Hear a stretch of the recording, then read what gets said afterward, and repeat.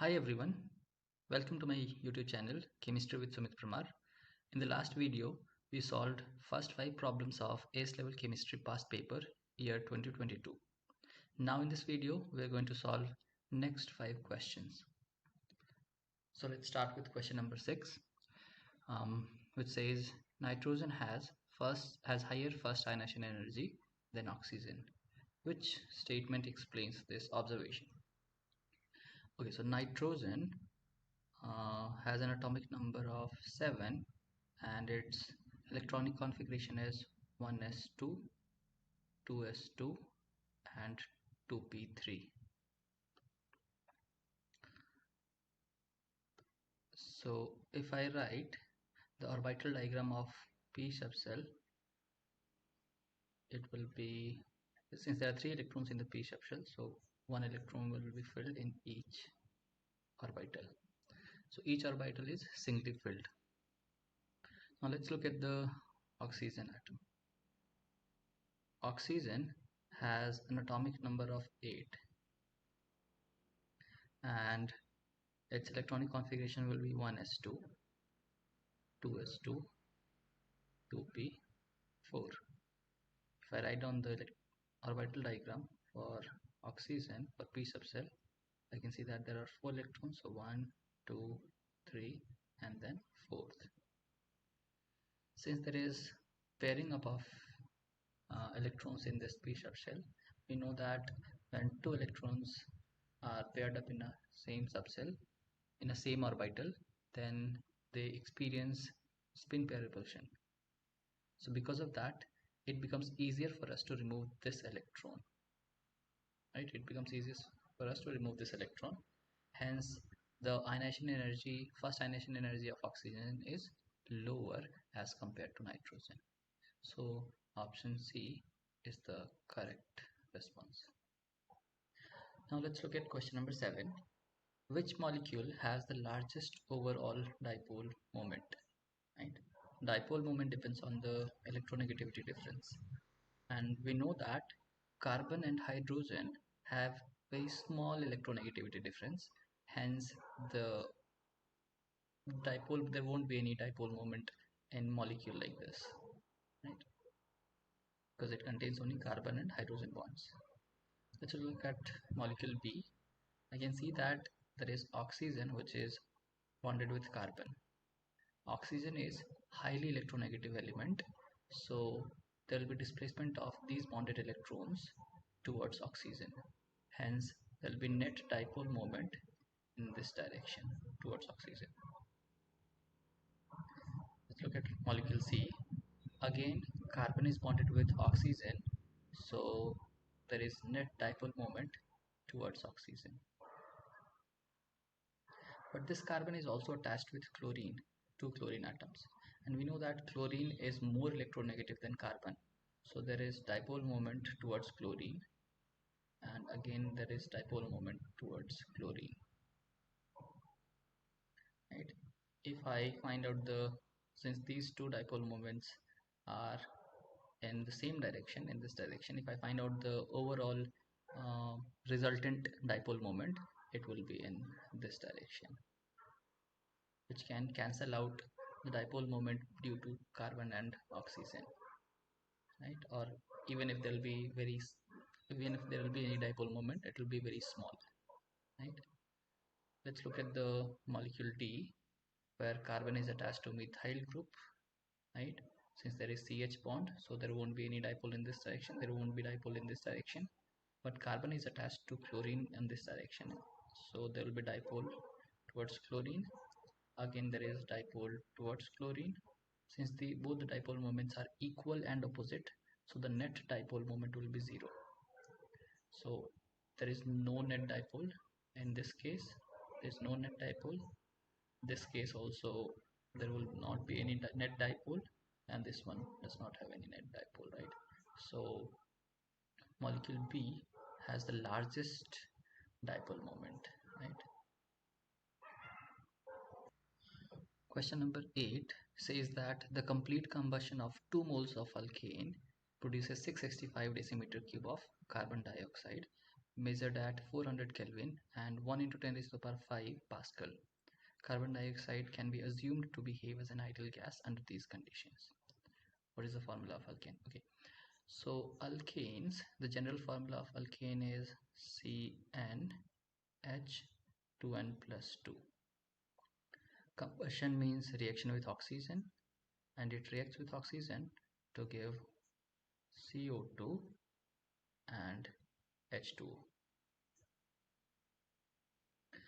If I want to balance this equation, since there are n carbon atoms on reactant side, so I'll have to multiply n on the product side so that it is balanced. N carbon on reactant side and carbon on product side. Okay, let's try and balance hydrogen. Hydrogen, there are 2n plus 2 hydrogen on the reactant side. There is already 2 here. So if I multiply n plus 1, this 2 will be multiplied with this n, and this one, it will give you 2n plus 2, same, right? So n plus 1 will be the coefficient of H2O. Let's look at the number of oxygen atom on the product side. In CO2, you can see that there are 2n oxygen atoms, and here there are n plus 1 oxygen atoms. So in total there are 3n plus 1 oxygen atoms, and there is O2 on the reactant side. So in order to balance this one, I can put 3n plus 1 by 2. Right. If you want to check, we can put any value for n, and you'll see that you will get a balanced equation. For example, if I put if n equals to 1, then it will be C1H2 to the 4 CH4 plus 3 into 1 3 plus 1 4 by 2, that is 2O2, gives NCO2. That means n is 1, so CO2, and n plus 1, that means 1 plus 1 is 2H2O. You will see that it is balanced. It's 1 carbon, 4 hydrogen, and 4 oxygen and 4 oxygen. Right? That means this is balanced equation. Let me erase this.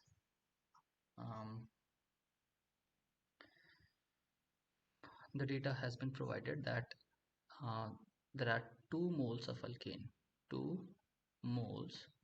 alkane, and the number of moles, okay, not the number of moles, but volume of CO2 has been provided. Volume of CO2 has been given as 665 decimeter cube.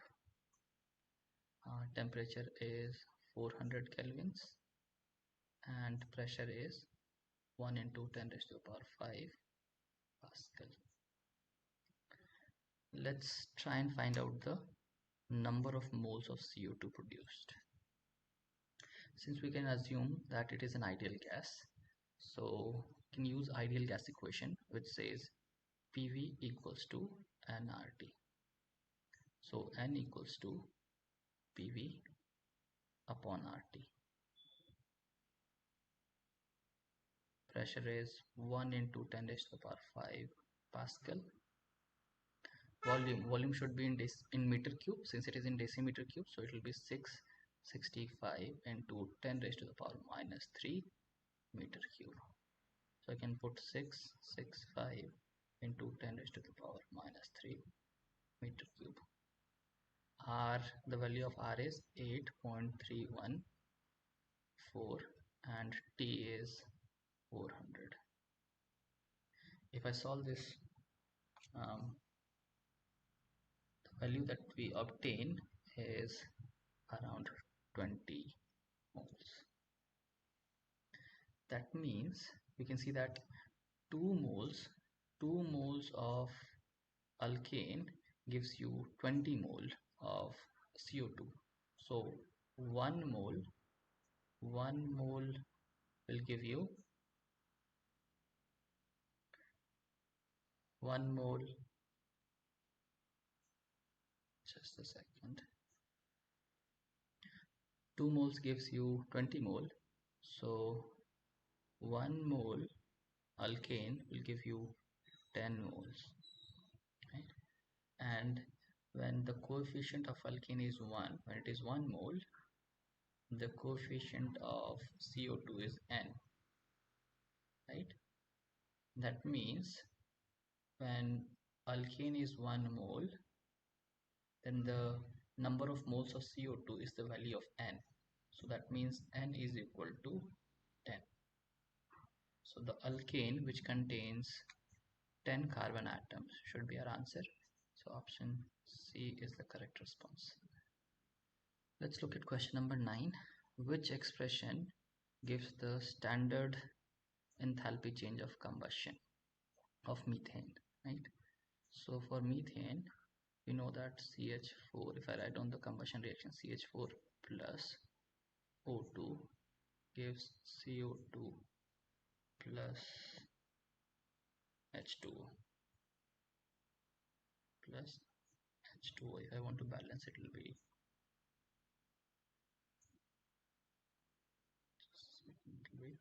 2H2O. And this will be 2O2, right? CH4 plus 2O2 gives CO2 plus 2H2O, right? And all the options I can see that it has used enthalpy of formation data. So if I want to create the Hess cycle, we'll have to write down the equation for enthalpy of formation of reactants and products, right? So for CH4, we know that we need carbon solid, and for H4 there are 4 atoms, so I need 2H2 gas, and there is 2O2 oxygen gas. So all these will give you the required reactants, and they will also provide you with the product, right? Now enthalpy, so this arrow shows that shows the value of enthalpy of formation. The enthalpy change involved in this reaction is enthalpy of formation of CH4. This arrow shows the enthalpy change of combustion, right, of CH4. And we know that for oxygen, since oxygen is an element, we know that the enthalpy change of formation will be 0, right, under standard conditions. And if I look at this direction, CO2, this arrow shows the enthalpy change of formation of CO2 plus there is enthalpy change of formation of H2O. But since there are 2 molecules, so 2 times enthalpy change of formation of H2O.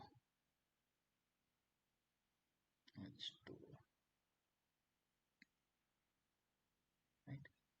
Now using Hess law, we can say that Hess law says that the enthalpy change involved is independent of the path. That means the enthalpy change for this path should be same as the enthalpy change for this path, right? For this path, because initial and final conditions are same and the species are same, right? Now we can see that in order to follow this path, we need to reverse this arrow. This arrow is in opposite direction.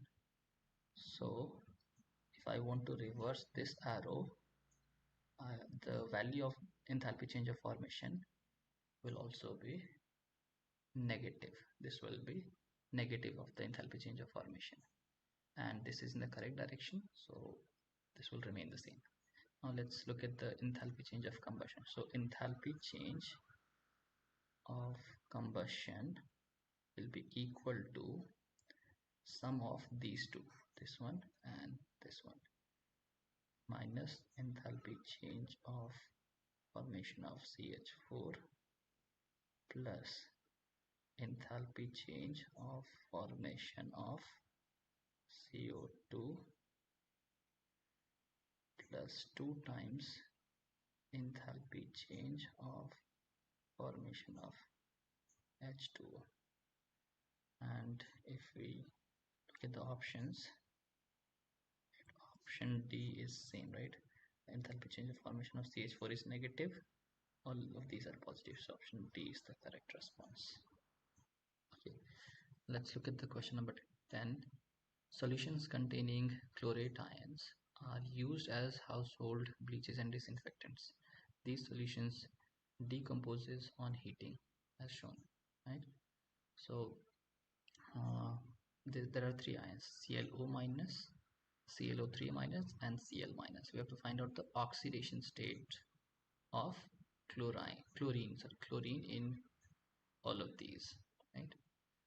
In ClO minus, we can see that we have to find out the oxidation state of chlorine, and we can do that by considering that the oxidation state of chlorine is X. Let's say we don't know, and oxidation state of oxygen plus oxidation state of oxygen, we know that oxygen has an oxidation number of -2, should be equal to the overall charge. Overall charge is -1. This should be the value. So X plus minus -2 is equal to -1. X is equal to +2. If I transpose it to the other side, +2 minus 1, X equals to +1. That means the oxidation of chlorine in this ion is +1. Let's look at the next one, ClO3 minus. Again, we'll consider the oxidation of number of chlorine as X plus. For oxygen, there are 3 oxygen atoms, so 3 times. For each oxygen atom, the oxidation number will be -2, and it will be equal to the total charge, which is -1. X 3 into -2 is -6, is equal to -1. Transposing it to the other side, X equals to +6 minus 1, X is equal to +5. So +1 +5. In this one, +1 and +5. Only option C is correct. Thank you for watching this video. Please hit the subscribe button, like, share and comment. I will see you all in the next video.